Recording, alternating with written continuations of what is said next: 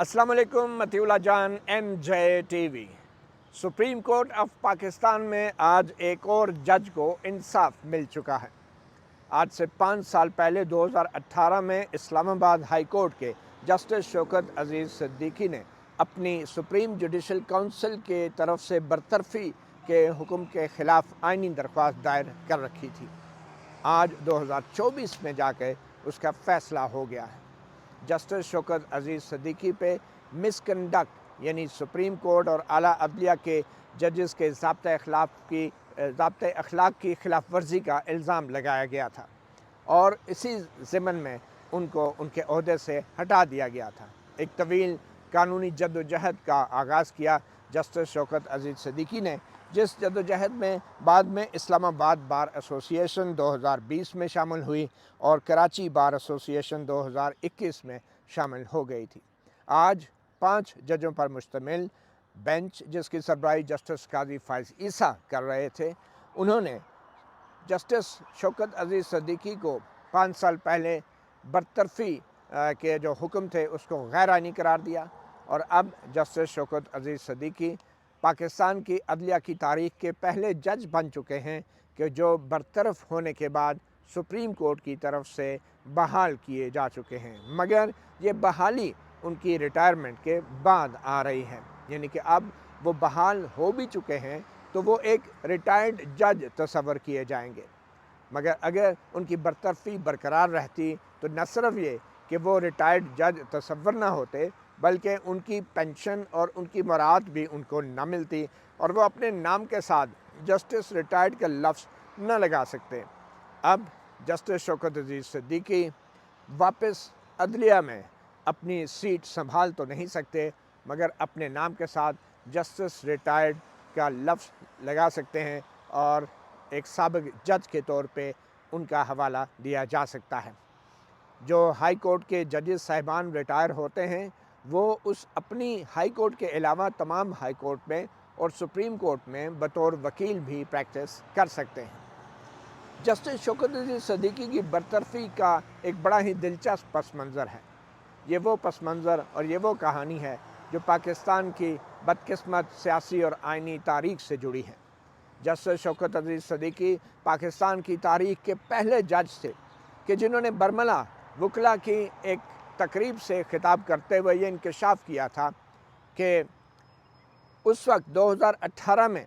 जो फ़ौज के सरबराह थे और जो फ़ौज के खुफिया अदारे ISI के उस वक्त के सीनियर अफसर थे जनरल फैज़ हमीद, उन दोनों ने अदालती कामों में मुदाखलत करने की कोशिश की और उन पे दबाव डाला गया कि वो शरीफ ख़ानदान को ज़मानतें न दें। ये वाक़या है जून और जुलाई 2018 का कि जब इलेक्शन होने में चंद दिन ही बाकी थे। इस इंकशाफ के बाद उनके ख़िलाफ़ सुप्रीम जुडिशल काउंसिल ने अज़ खुद एक कार्रवाई की और उस कार्रवाई के अंदर उनको ज़ाब्ता अखलाक की खिलाफ वर्जी का मुर्तकिब पाया। उस वक्त सुप्रीम जुडिशल काउंसिल के जो सरबराह थे वो जस्टिस आसिफ सईद खान खोसा थे। तो आइए आपको बताते हैं कि जस्टिस शौकत अजीज़ सिद्दीकी की बहाली जो हुई है उसकी क्या वजूहात बयान की हैं। जो 5 रुकनी बेंच है उसमें चीफ जस्टिस काजी फाइज ईसा हैं, जस्टिस अमीनुद्दीन ख़ान हैं, जस्टिस जमाल ख़ान मंदोखेल हैं, जस्टिस सैयद हसन अज़हर रिजवी हैं, जस्टिस इरफान सादत ख़ान हैं। इस बहाली के फ़ैसले की बड़ी ही दिलचस्प वजूहात बयान की गई हैं। इसमें कुछ नई मालूमात भी सामने लाई गई हैं, मगर इस फ़ैसले के बाद कुछ मज़ीद अहम सवालात पैदा हुए हैं जिसको अपने आज के इस व्लॉग के आखिर में हम उठाएंगे। सबसे पहले तो सुप्रीम कोर्ट ने इन 5 मुअज़्ज़ज़ जजेस ने ये तय किया है कि किसी भी जज की बरतरफी जो है, अगर उसको वो जज सुप्रीम कोर्ट में चैलेंज करता है और जुडिशल काउंसिल के फ़ैसले को चैलेंज करता है तो सुप्रीम कोर्ट ये अख्तियार रखती है मखसूस हालात के अंदर कि सुप्रीम कोर्ट जुडिशल काउंसिल के फ़ैसले का जायज़ा ले या उसे ख़त्म भी कर सके। इस फ़ैसले में ये बताया गया है, ये कुल 23 सफ़ात पर मुश्तमिल फ़ैसला है। इसमें कहा गया है कि जो आईन पाकिस्तान है वो आला अदलिया के जजों की मुद्दत का तयन कर देता है और आज़ाद अदलिया के लिए ज़रूरी है कि जज जो है उसको इतनी आसानी से उसके ओहदे से ना हटाया जा सके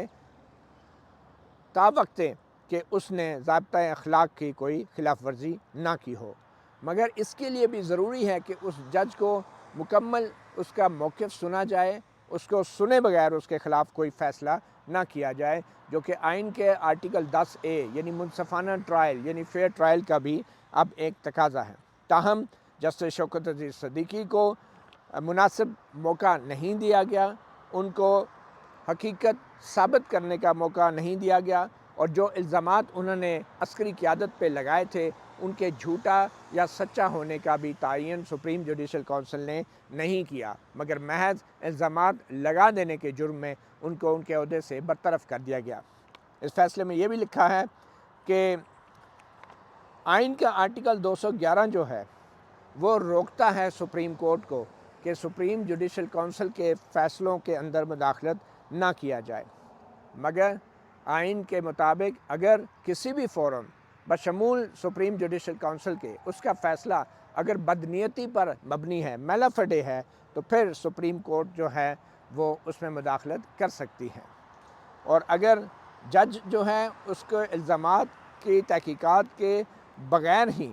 اگر اس کو ہٹانا اتنا آسان ہو تو پھر یہ عدلیہ کی آزادی کے لیے انتہائی خطرناک ہے، اور کسی بھی جج کا اس کے عہدے سے ہٹایا جانا، اعلیٰ عدلیہ کے جج کا اس کے عہدے سے ہٹایا جانا، یہ یقیناً مفاد عامہ کا مسئلہ ہے، اور ایک آزاد عدلیہ جو ہے اس کی بنیاد ہی بنیادی آئین کے اندر دیے گئے بنیادی حقوق کے اوپر قائم ہے۔ ایک آزاد عدلیہ کے بغیر جو آئین میں دیے گئے بنیادی حقوق ہیں وہ خطرے میں پڑ جاتے ہیں۔ اس لیے ہمیں اس بات کے کہنے میں کوئی ہچکچاہٹ نہیں کہ یہ جسٹس شوکت عزیز صدیقی کی جو درخواستیں ہیں یہ آئین کے آرٹیکل 184(3) کے تحت قابل سماعت ہیں۔ تو یہ تو ان درخواستوں کے قابل سماعت ہونے کے حوالے سے سپریم کورٹ نے فیصلہ دیا۔ اس کے ساتھ ہی سپریم کورٹ نے پھر میرٹس کے اوپر بات گئی، تو سپریم کورٹ نے کہا کہ اب ہم میرٹس کی طرف جاتے ہیں، اور جس میں سب سے پہلے جو جسٹس آصف سعید خان کھوسہ کے سربراہی میں جوڈیشل کونسل نے جو ایک رپورٹ تیار کی تھی، اس رپورٹ کا حوالہ دیتے ہوئے کہا کہ 21 جولائی 2018 کو جو ڈسٹرکٹ بار ایسوسی ایشن راولپنڈی سے جسٹس صدیقی نے خطاب کیا تھا، ان پہ الزام یہ لگایا گیا کہ اس خطاب کے ذریعے جو ججوں کا ضابطۂ اخلاق ہے اس کی خلاف ورزی کی گئی، اور ان کا جو کنڈکٹ تھا وہ کسی جج کو زیب نہیں دیتا، یہ الزام تھا اس خطاب کے نتیجے میں، اور اس خطاب کا حوالہ دے کے پھر سپریم جوڈیشل کونسل کی اس وقت کی رپورٹ میں یہ کہا گیا کہ جسٹس شوکت صدیقی نے جو ججوں کا ضابطۂ اخلاق کا جو آرٹیکل 2 ہے، 3 ہے، 4، 5 اور 9 ہے اس کی خلاف ورزی کی، اور وہ سارے آرٹیکل جو ہیں سپریم جوڈیشل کونسل نے اپنی اس رپورٹ میں ریپروڈیوس کر دیے، مگر یہ کہیں نہیں بتایا کہ کون سے آرٹیکل میں کون سے جو الفاظ ہیں یا کون سے جو ضابطے ہیں ان کی خلاف ورزی ہوئی ہے۔ محض ان آرٹیکلز کو دوبارہ اس رپورٹ میں ریپروڈیوس کر کے یہ کہہ دیا گیا کہ ضابطۂ اخلاق کی خلاف ورزی ہوئی ہے۔ پھر اس فیصلے میں یہ بھی کہا گیا کہ جسٹس صدیقی پہ یہ الزام تھا کہ انہوں نے اپنے اس رپورٹ کے مطابق جسٹس صدیقی پہ یہ الزام تھا کہ انہوں نے عسکری قیادت کے اوپر بڑے سنگین الزامات لگائے ہیں، جس میں ایک الزام یہ بھی تھا کہ اس وقت کے میجر جنرل فیض حمید جو کہ DGC تھے ISI کے، اور ان کے کچھ ماتحت جو تھے وہ یہ چاہتے تھے کہ فیض آباد کے اندر جو دھرنا اس وقت مولانا علامہ خادم رضوی کا تھا، اس حوالے سے وہ جو مقدمات سن رہے تھے، اور پھر بول میڈیا گروپ کے حوالے سے جو مقدمات سن رہے تھے جو کہ ایگزیکٹ کمپنی کی ملکیت ہیں، اور پھر نواز شریف اور سابق وزیر اعظم پاکستان جو تھے ان کے حوالے سے اور ان کی بیٹی کے حوالے سے جو مقدمات سن رہے تھے، ان کو ایک خاص طریقے سے ان کا فیصلہ کیا جائے۔ یہ الزامات جسٹس صدیقی نے اپنے خطاب میں ڈسٹرکٹ بار راولپنڈی کے تقریب میں لگائے تھے، ان پہ یہ الزام تھا، اور اگر سپریم جوڈیشل کونسل اس وقت ان الزامات کی تحقیقات کر لیتی اور یہ تعین کر لیتی کہ آیا جسٹس صدیقی کی طرف سے فوجی قیادت پر لگائے گئے الزامات جو ہیں وہ درست ہیں، اگر یہ تعین کر لیتی تو پھر تو ہم یہ کہہ سکتے تھے کہ جسٹس صدیقی جو ہیں اعلیٰ عدلیہ کے ججوں کے لیے جو ضابطۂ اخلاق ہے اس کی خلاف ورزی کے مرتکب ہوئے ہیں۔ مگر سپریم جوڈیشل کونسل نے جسٹس صدیقی کے الزامات کی تحقیقات کرنا گوارا ہی نہیں کیا، اور ان کی تحقیقات کے بغیر ہم یہ کیسے اس نتیجے پہ پہنچ سکتے ہیں کہ جسٹس صدیقی نے جھوٹے الزامات لگائے ہیں۔ جسٹس صدیقی نے اس وقت کے جو اپنے ان کے اسلام آباد ہائی کورٹ کے چیف جسٹس سے، جو انور قاسی ان کا نام تھا، ان پہ بھی سنگین الزامات لگائے ہیں۔ تو ان الزامات کا جواب بھی سپریم جوڈیشل کونسل نے، اس وقت کی سپریم جوڈیشل کونسل نے یہ دیا کہ یہ تو جسٹس صدیقی کے منہ سے نکلے ہوئے الزام ہیں، اور دوسری طرف جو اس وقت کے اسلام آباد ہائی کورٹ کے چیف جسٹس انور قاسی تھے، انہوں نے بھی زبانی ان کی تردید کر دی۔ تو یہ ورڈ آف ماؤتھ ہے، تو اس لیے اگر ہم نے کسی ایک پہ یقین کرنا ہے تو ہم نے تو ایک سینئر جو چیف جسٹس کے عہدے پہ بندہ بیٹھا ہے، ہم تو اس پہ یقین کریں گے، ہم کسی جج پہ کیوں یقین کریں گے؟ تو چیف جسٹس قاضی فائزہ کے بینچ نے اپنے فیصلے میں یہ لکھا ہے کہ یہ جو سپریم جوڈیشل کونسل کی، اس وقت کی سپریم جوڈیشل کونسل کی سوچ تھی، یہ جو ہے یہ درست نہیں ہے۔ ہم یہ تصور نہیں کر سکتے کہ کوئی شخص اگر جونیئر پوزیشن پہ بیٹھا ہے تو وہ ہمیشہ ہی جھوٹ بولے گا، اور کوئی شخص جو سینئر پوزیشن پہ بیٹھا ہے وہ ہمیشہ ہی سچ بولے گا۔ سپریم جوڈیشل کونسل کا یہ کام تھا کہ جسٹس صدیقی کی طرف سے عسکری قیادت پہ لگائے گئے الزامات کی تحقیقات کرتی، اور سب سے اہم یہ اس لیے بھی تھا کہ یہ الزامات کوئی معمولی الزامات نہیں تھے، یہ انتہائی سنگین الزامات تھے، تو ان کی تحقیقات سپریم جوڈیشل کونسل کی طرف سے کیا جانا اور بھی ضروری تھا۔ اور جسٹس صدیقی نے بھی اپنے شو کاز نوٹس کے جواب میں یہ کہا تھا کہ شو کاز نوٹس کے جواب میں بھی جسٹس صدیقی نے یہ کہا تھا کہ انہوں نے جو الزامات لگائے ہیں وہ بالکل درست ہیں، اور اپنے شو کاز نوٹس کے جواب میں انہوں نے مزید کچھ ایسے الزامات بھی لگائے تھے۔ ان حالات میں جسٹس صدیقی کو کم از کم یہ کہنا چاہیے تھا، سپریم جوڈیشل کونسل کی طرف سے جسٹس صدیقی کو یہ حکم دیا جاتا کہ وہ جو الزام لگا رہے ہیں وہ اس کے حوالے سے ایک حلفیہ بیان دیں۔ وہ بھی سپریم جوڈیشل کونسل نے نہیں کیا، تاکہ وہ حلفیہ بیان دینے کے بعد پھر ان سے کہا جاتا کہ اب وہ ثبوت پیش کریں، اور پھر ظاہری بات ہے جب جسٹس صدیقی حلفیہ بیان دیتے تو پھر جنرل فیض کو بھی آ کے حلفیہ بیان دینا پڑتا، اور پھر جسٹس اس فیصلے کے مطابق جسٹس صدیقی کو موقع ملتا کہ وہ جنرل فیض پہ جرح کر سکتے۔ اور سپریم کورٹ کے اس آج کے فیصلے میں یہ بھی کہا گیا ہے کہ آئین کا جو آرٹیکل 210 ہے، اس میں سپریم جوڈیشل کونسل کے پاس یہ مکمل اختیار ہے کہ وہ کسی بھی شخص کو کسی بھی جج کے خلاف انکوائری کے سلسلے میں طلب کر سکتی ہے، یعنی کہ جنرل فیض کو بھی طلب کر سکتی تھی، مگر سپریم جوڈیشل کونسل نے اپنے اس آئینی اختیار کو استعمال نہیں کیا۔ اور پھر آگے جا کے اس فیصلے میں کہا گیا ہے کہ آئین کا جو آرٹیکل 19 ہے وہ ججوں کو بھی بولنے کی آزادی دیتا ہے، بالکل ایک عام شہری کو جس طرح رائے کے اظہار کی آزادی ہے، تو اس طرح آئین کا آرٹیکل 19 کے تحت ججوں کو بھی جو ہے وہ اپنی رائے کے اظہار کی آزادی ہے۔ اور جو سپریم جوڈیشل کونسل کی طرف سے جاری کیا گیا اعلیٰ عدلیہ کے ججوں کا جو ضابطۂ اخلاق ہے، وہ کسی بھی جج کو وکلا کی تنظیموں سے اور ایون کہ پبلک گیدرنگ سے بھی خطاب کرنے سے نہیں روکتا، اور نہ ہی اس حوالے سے کوئی قانون ہے اسمبلی کی طرف سے منظور کیا گیا۔ سپریم جوڈیشل کونسل نے، وہ پہلے والی نے، بغیر الزامات کی تصدیق کے اور بغیر کسی تحقیقات کے انہوں نے یہ فیصلہ دے دیا کہ جسٹس صدیقی جو ہیں وہ ضابطۂ اخلاق کی خلاف ورزی کے مرتکب ہوئے ہیں، صرف اس لیے کہ انہوں نے کچھ باتیں جو ہیں پبلکلی کر دی تھیں۔ اگر جسٹس صدیقی کے الزامات اس وقت انکوائری کے نتیجے میں درست ثابت ہو جاتے تو پھر یہ بہت مشکل ہوتا اور یہ بہت غیر منصفانہ ہوتا کہ ان کو تب بھی ان کے عہدے سے ہٹا دیا جاتا، مگر اگر ان کے الزامات جھوٹے ثابت ہوتے تو پھر وہ مس کنڈکٹ کے مرتکب ہوتے اور پھر انہیں یقینی طور پہ برطرف کیا جا سکتا تھا۔ یہ جو الزامات تھے انتہائی سنگین تھے، اور ان کی جو حقیقت ہے، ان الزامات کی حقیقت کو جاننا انتہائی ضروری تھا۔ اور اس لیے سب سے اہم جو انکشاف اب اس فیصلے میں ہوا ہے وہ یہ ہوا ہے کہ اس وقت کے جو چیف آف آرمی اسٹاف تھے، یعنی کہ جنرل قمر جاوید باجوہ، ان کی طرف سے بھی اور حکومت پاکستان کی طرف سے بھی 2 خط لکھے گئے، اور ان 2 خطوں میں یہ کہا گیا کہ رجسٹرار سپریم کورٹ اس معاملے کی انکوائری کروائیں۔ جب تک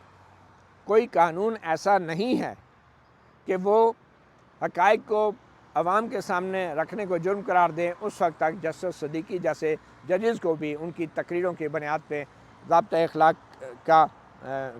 کی خلاف ورزی کا مرتکب قرار دے کہ ان کے عہدے سے نہیں ہٹایا جا سکتا۔ اور پھر اس فیصلے میں یہ بھی کہا گیا ہے کہ اس وقت کی سپریم جوڈیشل کونسل نے، یعنی کہ جسٹس آصف سعید خان کھوسہ کے کونسل نے، انہوں نے یہ بھی نہیں بتایا کہ آخر جسٹس صدیقی نے ضابطۂ اخلاق کی کون سی شق کی خلاف ورزی کی ہے۔ اور لگتا یہ ہے کہ سپریم جوڈیشل کونسل کو اچانک ایک جھٹکا لگا تھا، شوق لگا تھا، کیونکہ جسٹس صدیقی کے الزامات ایسی نوعیت کے تھے کہ انہوں نے سرعام یہ ساری باتیں کر دی، اور بلکہ اس بات کو بھی نہیں سوچا کہ یہ الزامات پورے ادارے کے خلاف نہیں بلکہ اس ادارے کے چند افراد کے خلاف ہیں یہ الزامات، اور ان کی انکوائری کرانا، ان کی تحقیقات کرانا بہت ضروری ہے۔ اچھا، آگے جا کے جو اس فیصلے کے اندر ایک نیا انکشاف جو ہوا ہے وہ ہے چیف آف آرمی اسٹاف کا خط، جو کہ 22 جولائی 2018 کو لکھا گیا، وہ بھی اس فیصلے کا حصہ بنایا گیا ہے۔ اس خط کے حوالے سے آج کے فیصلے میں یہ کہا گیا کہ جو رجسٹرار سپریم کورٹ اور جو جوڈیشل کونسل کے سیکرٹری ہوتے ہیں، انہوں نے ایک خط پیش کیا ہے سپریم کورٹ کے سامنے کہ اور وہ خط چیف آف آرمی اسٹاف کی طرف سے لکھا گیا 22 جولائی 2018 کو، اور یہ جو خط تھا، اس خط کا ذکر اس وقت کی سپریم جوڈیشل کونسل نے اپنی رپورٹ میں بھی نہیں کیا، اور جسٹس صدیقی کو برطرف کرنے والے اپنے فیصلے میں بھی اس خط کا حوالہ نہیں دیا آرمی چیف کے اس خط کا، یہ اس کو چھپایا گیا بظاہر۔ اس خط کے مطابق 22 جولائی 2018 کو chief of army staff general Qamar Javed Bajwa نے یہ خط لکھا اور کہا کہ اسلام آباد ہائی کورٹ کے ایک معزز جج نے انتہائی نامناسب اور سنگین الزامات لگائے ہیں ریاستی اداروں کے خلاف، اور جن میں اعلیٰ عدلیہ کے ججز بھی شامل ہیں، یعنی اسلام آباد ہائی کورٹ کے چیف جسٹس انور قاسی کے خلاف بھی، اور جو ملک کی جو اعلیٰ ترین خفیہ ایجنسی ہے وہ پبلک گیدرنگ میں اس کے خلاف الزامات لگائے گئے۔ اور پھر چیف آف آرمی اسٹاف لکھتے ہیں کہ ریاستی اداروں کی عزت اور وقار کو تحفظ دینے کی خاطر یہ درخواست کی جاتی ہے کہ سپریم کورٹ آف پاکستان جو ہے اس معاملے میں مناسب قانونی کارروائی کرے تاکہ الزامات کی تحقیقات کی جا سکیں، تصدیق کی جا سکے، اور پھر اس کے مطابق سخت ایکشن لیا جائے۔ یعنی آرمی چیف نے یہ خط کس کو لکھا؟ Registrar supreme court. اب ایک تو یہ خط چھپایا گیا، سپریم جوڈیشل کونسل نے جسٹس صدیقی کو برطرف کرتے اس خط کا حوالہ نہیں دیا، کیونکہ اگر حوالہ دیتے تو اس کا مطلب یہ ہوتا کہ خود ریاستی ادارے بھی کہہ رہے ہیں کہ ان کی تحقیقات کریں، تو پھر سپریم جوڈیشل کونسل بغیر تحقیقات کے کیسے جسٹس صدیقی کو برطرف کرتی، تو اس لیے اس خط کو چھپایا گیا۔ اچھا، دوسری بات یہ ہے کہ چیف آف آرمی اسٹاف کون ہوتا ہے کہ وہ سپریم کورٹ کے رجسٹرار کو براہ راست خط لکھے، کیونکہ جو رولز آف پروسیجر ہیں، جو گورنمنٹ کے رولز ہیں، سروس رولز ہیں، ان کے تحت چیف آف آرمی اسٹاف براہ راست سپریم کورٹ کو مخاطب نہیں ہو سکتا۔ وہ اپنی وزارت دفاع، وفاقی کابینہ یا حکومت کے ذریعے جو بھی اس نے کہنا وہ کہہ سکتا ہے، اور یہ خط اگر وزیر دفاع یا وفاقی حکومت کی طرف سے رجسٹرار کو جاتا تو وہ مناسب تھا، مگر آپ تو جانتے ہیں ہمارے ملک میں وزیر دفاع کو اور وفاقی حکومت کو تو جوتے کی نوک پہ لکھا جاتا ہے، اور ہمیشہ ہر کام خود سے ہی کیا جاتا ہے۔ اور یہ جو خط لکھا گیا اس وقت آرمی چیف کو، شاید اس کو منظر عام پہ اس لیے بھی نہیں لایا گیا کہ شاید اس وقت کے سپریم جوڈیشل کونسل نے سمجھا کہ یہ آرمی چیف کو نہیں لکھنا چاہیے تھا، مگر اس کو ریکارڈ پہ لانا ضروری اس لیے تھا کہ یہ ایک ثبوت تھا کہ خود فوج بھی یہ چاہ رہی تھی کہ اس معاملے کی تحقیقات ہو، مگر کیا ہے کہ تحقیقات کیے بغیر جلدی جسٹس صدیقی کو برطرف کرنا تھا، اس لیے اس خط کو جسٹس آصف سعید خان کھوسہ کی سپریم جوڈیشل کونسل ریکارڈ پہ نہیں لائی۔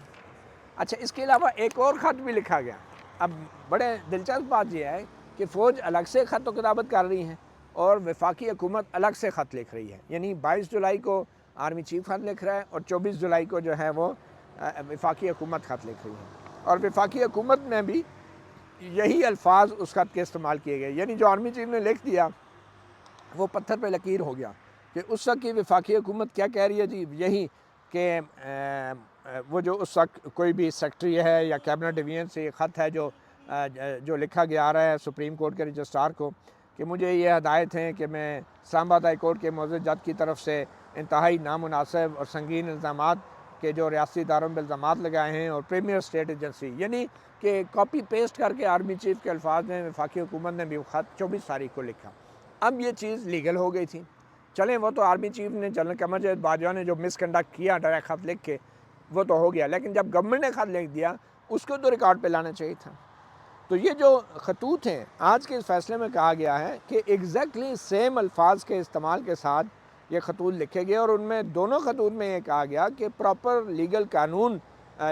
قانونی کارروائی کی جائے تاکہ الزامات کی حقیقت کا تعین ہو سکے، یعنی کہ انکوائری کرائی جائے۔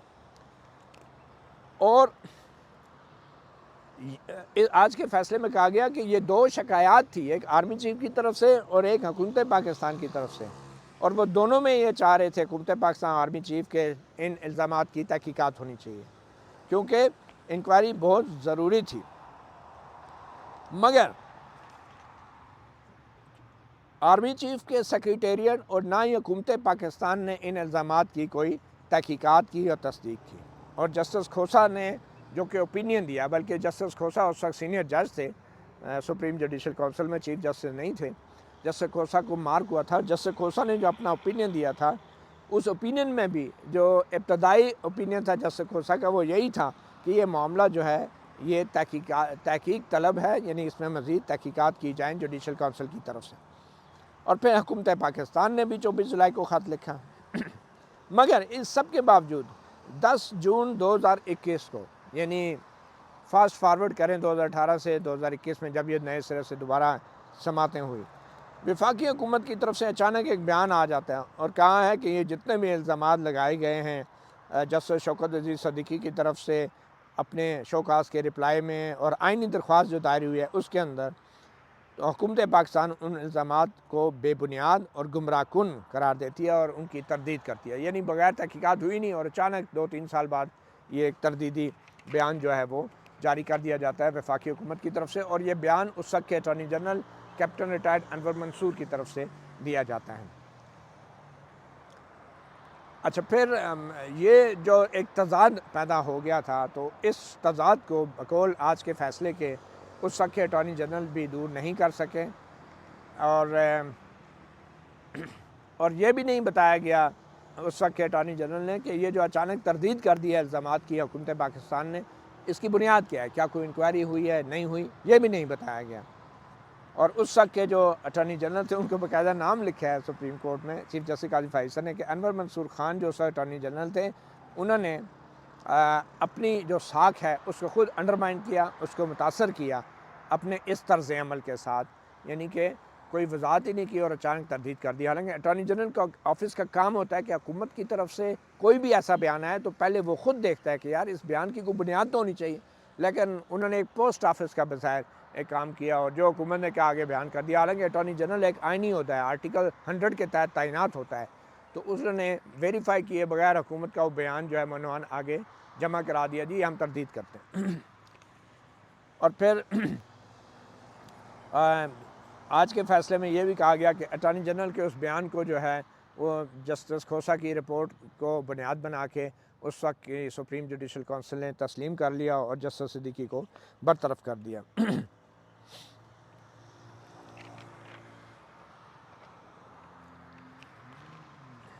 پھر آخر میں آ کے سپریم کورٹ کہتی ہے کہ اگر ججز جو ہیں ایک مبہم اور یک طرفہ اور بغیر کسی تفصیل کی بنیاد پر لگائے گئے الزامات کی بنیاد پہ اگر انہیں ان کے عہدوں سے ہٹایا جائے گا، تو اور یہ بھی تحقیقات نہیں کی جائیں گی کہ کیا ججز پہ جو الزامات لگائے ہیں یا ججز نے جو الزامات لگائے ہیں وہ درست بھی ہیں یا نہیں، تو پھر اس کا مطلب یہ ہے کہ کوئی بھی اعلیٰ عدلیہ کا جج جو ہے وہ سپریم جوڈیشل کونسل کے رحم و کرم پہ ہوگا، یعنی سپریم جوڈیشل کونسل کے اندر جو 4-5 جج بیٹھے وہ جس کو چاہیں گے وہ نکال دیں گے اور جس کو چاہیں گے وہ معاف کر دیں گے، یعنی کہ جو ججوں کی نوکری ہے وہ چند ججوں پر مشتمل ہوگی، کیونکہ اصول تو طے نہیں ہے، تحقیقات کی تو ضرورت نہیں ہے، تو اس لیے تحقیقات کے بغیر اگر آپ ججوں کو نکالیں گے تو اس کا مطلب ہے یہ پھر سپریم جوڈیشل کونسل کے جو چند ججز ہیں ان کی خواہشات کے اوپر ججز اپنی نوکری پہ رہیں گے اور نہیں رہیں گے، اور پھر عدلیہ کی آزادی کا جو ایک کانسیپٹ ہے وہ اس سے براہ راست متاثر ہوگا۔ پھر آخر میں لکھتے ہیں کہ چیف جسٹس قاضی فائزہ اور 4 مزید ججز اپنے فیصلے میں لکھتے ہیں کہ بڑی بدقسمتی کی بات ہے کہ اتنی تاخیر ہوئی ہے اس فیصلے میں اور ان آئینی درخواستوں کی، اور اس دوران جسٹس صدیقی جو ہیں وہ 60 سال کے ہو گئے اور پھر وہ ریٹائر بھی ہو گئے ہیں، اور 62 سال کے ہو گئے، 62 ایئرس، اور پھر وہ ریٹائر بھی ہو گئے۔ اس لیے عملی طور پہ اب جسٹس صدیقی کو ان کی سیٹ پہ بحال تو نہیں کیا جا سکتا، مگر انہی حالات کے پیش نظر جو ہے جو سپریم جوڈیشل کونسل نے جو صدر مملکت کو اس وقت جو رائے دی تھی، اور اس وقت جو صدر مملکت تھے صدر علوی، انہوں نے اس کو اوکے کر دیا تھا اور جسٹس صدیقی کو برطرف کر دیا تھا، تو سپریم جوڈیشل کونسل کی وہ جو رائے تھی وہ بھی آج کے فیصلے میں کالعدم قرار دے دی، اور جو صدر مملکت نے برطرف کیا تھا وہ بھی کالعدم قرار ہو گیا، اور جو جسٹس صدیقی کی برطرفی کا جو نوٹیفیکیشن تھا وہ بھی کالعدم قرار دے دیا، اور اب جسٹس شوکت عزیز صدیقی جو ہیں ایک برطرف جج نہیں بلکہ ایک ریٹائرڈ جج تصور ہوں گے۔ اس کا مطلب یہ ہے کہ ان کو تمام پینشن اور مراد ملیں گی۔ تو یہ آج کا فیصلہ ہے، اور یہ فیصلہ متفقہ فیصلہ ہے 5 ججوں کا، اور یہ ایک بڑا ہی تاریخی فیصلہ ہے۔ تاریخ میں پہلی بار کوئی جج جو ہے سپریم جوڈیشل کونسل کی طرف سے جو برطرف کیا گیا اس کو یوں اس طرح سپریم کورٹ کی طرف سے بحال کیا گیا۔ اس سے پہلے چیف جسٹس افتخار محمد چودھری جو جنرل مشرف کے دور میں ان کے عہدے سے ہٹائے گئے تھے، ان کے خلاف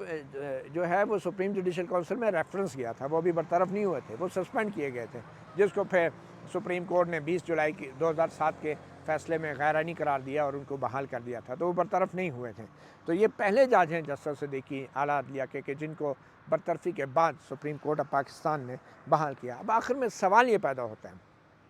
پہلا سوال کہ اگر اس وقت کی سپریم جوڈیشل کونسل نے اتنے سنگین الزامات کی بغیر تحقیقات کے اسلام آباد ہائی کورٹ کے ایک جج کو برطرف کر کے غلط کیا تھا، تو کیا وجہ ہے کہ آج سپریم کورٹ ان الزامات کی تحقیقات کے حوالے سے کوئی فیصلہ نہیں دے سکی؟ کیوں خاموش ہے ہماری یہ سپریم کورٹ ان الزامات کے حوالے سے جو جسٹس صدیقی نے لگائے تھے؟ اور پھر سوال جسٹس صدیقی پہ بھی ہے کہ کیا جسٹس صدیقی اپنی پینشن اور مراد کے لیے کیس لڑ رہے تھے، اور کیا اب ان کو خاموش ہو جانا چاہیے؟ کیا ان کو اس فیصلے کے اوپر سوال نہیں اٹھانا چاہیے کہ میرے الزامات تو اسی طرح ہیں؟ اگر اس وقت سپریم جوڈیشل کونسل نے ان الزامات کی تحقیقات نہیں کی تھی تو سپریم کورٹ آف پاکستان کو کس نے روکا تھا کہ آج جسٹس صدیقی کے لگائے گئے ان 5 سال کے پرانے الزامات کی آج تحقیقات کرائی جائے، اور آج کے اس فیصلے میں ایک کمیشن بنایا جاتا اور اس بات کا تعین کیا جاتا کہ کیا جنرل فیض اور جنرل قمر جاوید باجوہ پر لگائے گئے الزامات درست تھے یا نہیں؟ اگر اس وقت سپریم کورٹ اور جوڈیشل کونسل خاموش تھی تو آج چیف جسٹس قاضی فائز عیسیٰ کی قیادت میں سپریم جوڈیشل کونسل تو نہیں لیکن سپریم کورٹ آف پاکستان کے 5 ججز نے یہ فیصلہ کیوں نہیں دیا کہ کمیشن بنا کے جسٹس صدیقی کے اس وقت کے لگائے گئے الزامات کا تعین کیا جائے؟ کیونکہ جب تک ان الزامات کی تصدیق نہیں ہوتی، اگر وہ الزامات درست نہیں تھے تو پھر انہیں غلط بھی نہیں کہا جا سکتا۔ سوال یہی ہے کہ کیا جسٹس شوکت عزیز صدیقی، کیا اسلام آباد بار ایسوسی ایشن، کیا کراچی بار ایسوسی ایشن اب خاموش ہو جائے گی یا سوال اٹھائے گی اور ایک نظر ثانی درخواست میں سپریم کورٹ سے جسٹس صدیقی کے لگائے گئے ان سنگین الزامات کی تحقیقات کا مطالبہ بھی کرے گی؟ مطیع اللہ جان MJ TV سے اتنا ہی، اجازت دیجیے، اللہ حافظ۔